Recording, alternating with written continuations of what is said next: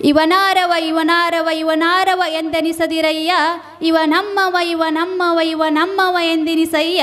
ಕೂಡಲ ಸಂಗಮ ದೇವಯ್ಯ ನಿಮ್ಮ ಮನೆಯ ಮಗನೆಂದೆನಿಸಯ್ಯ, ಕೂಡಲ ಸಂಗಮ ದೇವಯ್ಯ ನಿಮ್ಮ ಮನೆಯ ಮಗನೆಂದೆನಿಸಯ್ಯ, ನಿಮ್ಮ ಮನೆಯ ಮಗಳೆಂದೆನಿಸಯ್ಯ. ಅವರು ಇವರು ಅನ್ನಕ್ಕೆ ಹೋಗ್ಬೇಡ್ರಿ, ಎಲ್ಲರೂ ನಮ್ಮವ್ರಿ ಅನ್ನುವಂಥದ್ದು. ಹಾಗೆ ಕೂಡ ನಾವೊಂದು ಸಾಮಾಜಿಕ ಜಾಲತಾಣದಲ್ಲಿ ಒಂದು ವಿಡಿಯೋ ಮಾಡಿದ್ದೆ, ಕುಡುಕನ ಮಗ ಕುಡುಕಲ್ಲ ಅಂತ ಹೇಳ್ಬಿಟ್ಟು.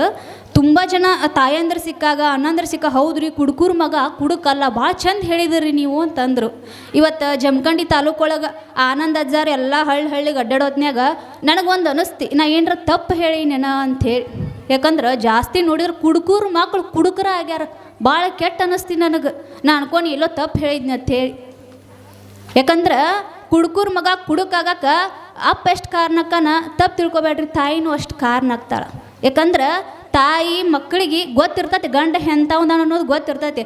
ಆದ್ರೆ ತಾಯಿ ಏನು ಮಾಡಬೇಕು, ಕಷ್ಟ ತಿಳಿಸ್ಬೇಕು. ಮಗ ಗಂಡು ಮಗ ಆಗಿತ್ತಂದ್ರೆ ಕಷ್ಟ, ನಿಮ್ಮ ಅಪ್ಪ ಹಿಂಗದಾನ, ನಮ್ಮ ಪರಿಸ್ಥಿತಿ ಹಿಂಗೈತಿ, ನಿನ್ನ ಕೈಯಾಗ 100 ರೂಪಾಯಿ ಇದ್ರೆ ತಾಯಂದ್ರ ಕೈಯಾಗ 100 ರೂಪಾಯಿ ಇದ್ರೆ ನಮ್ದು 10 ರೂಪಾಯಿ ಐತಿ ಅನ್ನುವಂಥ ಪರಿಸ್ಥಿತಿ ಮಕ್ಕಳ ಮುಂದೆ ಇಡ್ಬೇಕು ನಾವು. 1000 ರೂಪಾಯಿ ಇದ್ರೆ 100 ರೂಪಾಯಿ ತಮ್ಮ ನಮ್ದು ಅಥವಾ ಕಷ್ಟ. ಹೌದು, ನೀವು ಗಳಿಸಿದ್ದು ಎಲ್ಲೂ ಬಿಟ್ಟು ಹೋಗಂಗಿಲ್ಲ, ಹೊಳ್ಳಿ ಮಕ್ಕಳಿಗೆ ಇಟ್ಟಿರ್ತೀರಿ. ಆದ್ರೆ ಕಷ್ಟ ಮಕ್ಕಳಿಗೆ ನೀವು ಕಲಿಸಿದ್ದಾಗಿದ್ರೆ ಅವ್ರು ಕೆಟ್ಟ ಚಟ್ಟಕ್ಕೆ ಹೋಗಂಗಿಲ್ಲ. ಆದ್ರೆ ಮಕ್ಕಳು ಇವತ್ತು ಕುಡುಕರಾಗಕತ್ತಾರ, ಏನೋ ಕೆಷ್ಟ ದುಷ್ಟ ಚಟಗಳಿಗೆ ದಾಸರಾಗಕತ್ತಾರ ಅಂತಂದ್ರೆ ತಾಯಿ ಪಾತ್ರ ಆಕತಿ.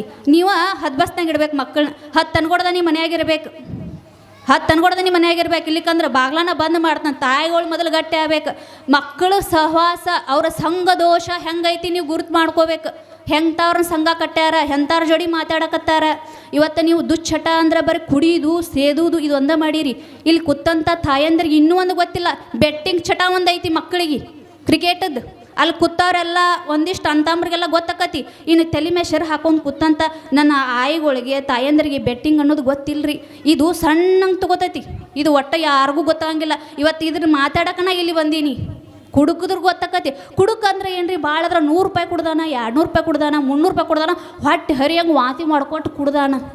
ಇವತ್ತಿನ ಯುವಕರು ಇನ್ನೊಂದು ಚಟಕ್ಕೆ ಬಲಿಗಾಕತ್ತಾರ ಅಂದ್ರೆ ಬೆಟ್ಟಿಂಗ್ ಚಟಕ್ಕೆ, ಕ್ರಿಕೆಟಕ್ಕೆ ರೀ.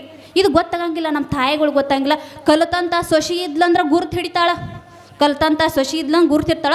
ಇದು ಸಣ್ಣಂಗೆ ತಗೋತೈತಿ. ಇದು ಒಮ್ಮೆ ಯಾವಾಗ ಗೊತ್ತಾಕತ್ತಂದ್ರೆ ತಾಯಿಗಳಿಗೆ ಅಪ್ಪಗಳಿಗೆ ಯಾವಾಗ ಗೊತ್ತಾಕಂದ್ರೆ ಒಂದು ಹೆಡಿಗೆ ಸಾಲಾದಾಗ ಮನೆಗೆ ಬಂದು ಕಿರುಕುಳ ನಿನ್ನ ಮಗ ಸೋತಾನು ನಮ್ಮ ಜೋಡಿ ಇಷ್ಟು ಅಂದಾಗ ತಾಯಿಗಳಿಗೆ ಗೊತ್ತಾಗುತ್ತೆ. ನೀವು ಗೊರ್ತು ಮಾಡ್ಕೋಬೇಕು. ಬರೀ ಕುಡಿದು ಒಂದೇ ಚಟ ಅಲ್ರಿ, ಬೆಟ್ಟಿಂಗ್ ಚಟ. ಇವತ್ತಿನ ಯುವಕರು ಭಾಳ ಇಲ್ಲೇ ಮುದೋಳ ಬ್ರಿಡ್ಜ್ ಮ್ಯಾಗ ಇಬ್ಬರು ದಂಪತಿಗಳು ಊರ್ಲು ಹಾಕೊಂಡು ಸಾಯ್ತಾರ. ನಿಮ್ಗೆ ಗೊತ್ತಿಲ್ಲ ನಮಗೆ. ಬೆಟ್ಟಿಂಗ್ ರೀ, ಮಗ ಕಂಡಪಟ್ಟಿ ಸಾಲ ಮಾಡಿದ. ಎಂಥ ಆದರ್ಶ ದಂಪತಿಗಳ್ರಿ ಅವ್ರು. ಅವ್ವ ಅಪ್ಪ ಅವ್ರ ಕಷ್ಟ ನೋಡಿ ಬೆಳೆದಿರ್ಕಿಲ್ಲ. ಹೋದವ ಸಾಲ ಮಾಡಿದವ, ಅವರು ಮರ್ಯಾದೀಗ ಅಂಜಿ ಬ್ರಿಡ್ಜ್ ತೆಳಗೆ ಗಂಡ ಹೆಂಡತಿ ಊರ್ಲು ಹಾಕೊಂಡು ಸತ್ರವರು. ಚಟ ಅಂದ್ರೆ ಬರೀ ಕುಡಿದು ಸೇದುದು ಇದೆಲ್ಲ ನೀವು ಗುರ್ತು ಮಾಡ್ಕೋಬೇಕು ನಿಮ್ಮ ಮಕ್ಕಳದ್ದು ಚಟ ಅಂದ್ರೆ.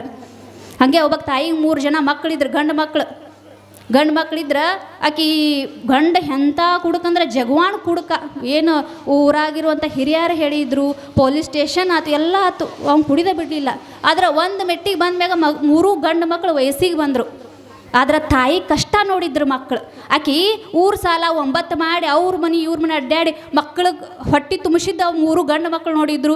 ಕೂಲಿ ನಾಲಿ ಮಾಡಿ ಮಕ್ಕಳು ನೋಡಿದ್ದು ತಾಯಿ ಕಷ್ಟ. ಒಂದು ಸಾಸ್ವಿ ಜೀರಿಗೆ ಡಬ್ಬ್ಯಾಗಿನ ಅಪ್ಪ ಒಂದು 100 ರೂಪಾಯಿ ಬಿಡ್ಲಾರ್ದ ಹೋಗಿ ಕುಡಿದು ಗುಡಿ ಗುಂಡಾರ್ದ ಬಿಟ್ಟಿದ್ದು. ಎಷ್ಟೋ ಸಲ ಯಪ್ಪ ನಾವು ಓದ್ಕೋತೀವಿ, ಯಪ್ಪ ನಾವು ಬರ್ಕೋತೀವಿ ಅಂದ್ರೆ ಬಿಡ್ತಿರ್ಕಿಲ್ಲ ಅಪ್ಪ. ಅಂಥ ನೀಚ್ ಹಪ್ಪಿದ್ದ, ಅಂಥ ಗಂಟೆಗೆ ಗಂಟು ಬಿದ್ದಿದ್ದ. ಆಕೆಗೆ ಗಂಟು ಬಿದ್ದಿದ್ದ. ಆಕೆಗೆ ಒಂದೊಂದು ದಿನ ಮನ್ಯಾಗ ಮಕ್ಕೊಳಕ್ಕೆ ಭಾಳ ತ್ರಾಸಿತ್ರಿ. ಇದು ಸುಳ್ಳಲ್ಲ, ನಿಜವಾದ ಘಟನೆ ಇದ್ರಿ ನಮ್ಮ ಊರಾಗ. ಆಕೆ ಗುಡಿ ಗುಂಡಾರ ಸಾಲ್ತಿರ್ಕಿಲ್ಲ. ಹೆಂಗೋ ಇವು ವಯಸ್ಸಿಗೆ ಬಂದು ಅದ ಅಪ್ಪಿತಪ್ಪಿ ಹೆಣ್ಣು ಹಿಡ್ದಿದ್ಲಂದ್ರೆ ಆಕೆ ಗಂಡದವತ್ತು ಹೇಳಿ 3 ಗಂಡು ಕರ್ಕೊಂಡು ಗುಡಿ ಗುಂಡಾರದ ಮಕ್ಕೊಂಡದ್ದು ಮುಂಚೆನೇ ಬರ್ತಿದ್ಲ. ಯಾರೂ ಆಗಂಗಿಲ್ಲ. ಒಂದೊಂದ್ಸಲ ಉಪವಾಸ ಬಿದ್ದಾಳ. ಇವತ್ತು ಅದ ದೊಡ್ಡ ಮಗ ಪೊಲೀಸ್ ಆಗ್ಯಾನ, ನಡುವಿನ ಮಗ ಜೋಡೆತ್ತ ಕಟ್ಟಿ ಒಕ್ಕಲ್ತನ ಮಾಡ್ತಾನೆ, ಸಣ್ಣ ಮಗ ಇನ್ನೂ ಕಲಿಯಾಕತ್ತೈತಿ. ಅವ್ರಪ್ಪ ಎಳ್ದು ಬಡಿಯೊತ್ನಾಗ ಯಾರ್ಯಾರು ಬರಲಿಲ್ಲ. ಅಯ್ಯ ಅಂತ ಕಟ್ಕೊಂಡು ನಿನಗೆ ಹನಿ ಬರ್ನ ಅಂತಾದೈತಂದ್ರೆ ಆ ತಾಯಿಗೆ. ಇವತ್ತು ಅವ ಸಡನ್ಲಿ ಕುಡಿದ ಬಿಟ್ಟ.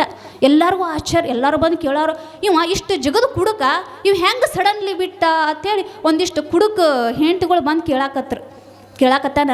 ಅಂದವ ದೊಡ್ಡ ಮಗ ಪೊಲೀಸ್ ಇದ್ದವ, ಏನಿಲ್ಲ ನಾವು ಹೆಂಗೆ ಇಡ್ಬೇಕು, ಒಂದು ಮೆಟ್ಟಿಗೆ ನಮ್ಮ ತಾಯಿನ ಎಳೆದು ಬಡಿಯೊತ್ನಾಗ ಯಾರೂ ಬಂದಿಲ್ಲ. ಇವಾಗ ನಮ್ಮದು ತೋಳ ಬಲ ಬಲ್ತೈತಿ. ನಮ್ಮ ಅಪ್ಪಗೆ ಎಷ್ಟು ಕಷ್ಟ, ನಮ್ಮ ಅವ್ಗೆ ಎಷ್ಟು ಕಷ್ಟ ಕೊಟ್ಟಿದ್ದ.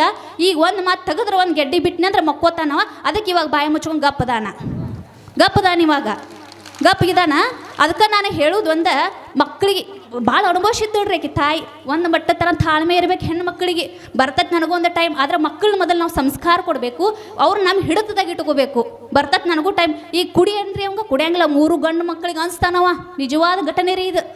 ಅದಕ್ಕೆ ನೀನು ಅಂದ್ರೆ ಊರಾನ ಮಂದಿ ಅಪ್ಪನ ಬಡಿಬಾರ್ದತ್ತ ಅಂದಾಗ ದೊಡ್ಡ ಮಗ ಹೇಳ್ತಾನ, ಹಿರಿಯರು ತುಂಬಿದ ಹಿರಿಯರು ಹೇಳ್ತಾನೆ, ನಮ್ಮ ಅವ್ವನ ಎಳೆದಾಳು ಬಿಡೋತ್ನಾಗ ನೀವು ಎಲ್ಲಿ ಕೂತಿದ್ರಿ ಹಿರಿಯರು? ನೀವು ಗುಡಿ ಗುಂಡಾರದ ಮಕ್ಕೋತ್ನಾಗ ಎಲ್ಲಿ ಕೂತಿದ್ರಿ ನೀವು ಹಿರಿಯರು? ಈಗ ಅಪ್ಪನ ಮ್ಯಾಗ ಕೈ ಮಾಡಬೇಡ ಹತ್ತಿರಿ. ನನ್ನ ತಾಯಿಗೆ ಎಳೆದೇಳದು ಬಡ್ದಿದ್ದು ಕೈಯಾಗಿನ ಬಳಿ ಒಕೆ ಭಾಳ ಆದ್ರೆ ವಾರದಾಗ 3 ಡಜನ್ ಬಳಿ ರೀ ಅಂತಿದ್ರಕ್ಕೆ. ಈಗ ಸುತ್ತಮುತ್ತಿದಾರ ಏನು ಬಿಡ ಕುಡಿತಾನ ಬಡಿತಾನ, ಆಮೇಲೆ ಮತ್ತೆ ನಿನ್ನ ಬಳಿ ಸುಮ್ಮ ಹಾಕೋಬೇಡ, ಬಳಿ ಹಾಕೋಬೇಡ, ಹಿಂಗೆಲ್ಲ ಅಸಹ್ಯ ಮಾಡ್ತಿದ್ರು. ಮುತ್ತೈದು ಹೆಣ್ಣು ಮಗಳ ಇರ್ಲ ನನ್ನ ಗಂಡ ಬಡದ್ರ ಬಡಿಲಿ ಏನರ ಮಾಡಲಿ ಹೋಗಿ ಬಳಿ ಇಟ್ಕೊಂಡು ಬರ್ತಿದ್ದಳ್ರಿ ತಾಯಿ. ಇವತ್ತು ಆ 3 ಮಕ್ಕಳು ಹುಲಿ ಇದ್ದಂಗೆ ಆಗ್ಯಾವ. ಹಾಲು ಕುಡಿಸಿ ಬೆಳೆಸ್ಯಾಳ. ಅದು ಏನು ಕಾರಣ ಅಂತಂದ್ರೆ ನಾ ಕಷ್ಟಪಷ್ಟನ ಒಳ್ಳೆಯ ಸಂಸ್ಕಾರ ಕೊಟ್ಟನ. ಇನ್ನು ಮುಂದಕ್ಕೆ ನಾ ಅನ್ಸೋದಿಲ್ಲ ತಾಳೆ ಗಂಡಗೆ, ಅನ್ಸೋದಿಲ್ಲ ನಾನು. ಯಾಕಂದ್ರೆ ಹಂಗೆ ಮಕ್ಕಳನ್ನ ಬೆಳೆಸಿದ್ಲಕ್ಕಿ. ಯಾಕಂದ್ರೆ ತಪ್ಪ ಬರೇ ಕುಡುತಾನ, ಕುಡುಕನ ಮಗ ಕುಡುಕಲ್ಲ. ಆಮೇಲೆ ಅಲ್ಲಿ ತಾಯಿ ಪಾತ್ರ ಭಾಳ ಐತಿ.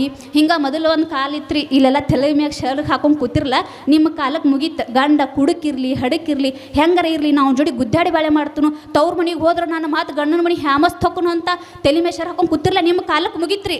ಈಗ ನೆಕ್ಸ್ಟ್ ಏನರ ಗಂಡ ಏನಾರ ಕುಡುಕ್ ಸಿಕ್ತಂದ್ರೆ ಸಣ್ಣ ಒಂದು ಅನುಮಾನ ಸಿಕ್ತಂದ್ರೆ, ಸಣ್ಣದೊಂದು ತಪ್ಪು ಏನರ ಸಿಕ್ತಂದ್ರೆ ನೆಕ್ಸ್ಟ್ ವೀಕ್ನ ಏನು ಬರ್ತದೆ, ಡಿವೋರ್ಸ್ ನೋಟಿಸ್ ಬರ್ತೈತಿ.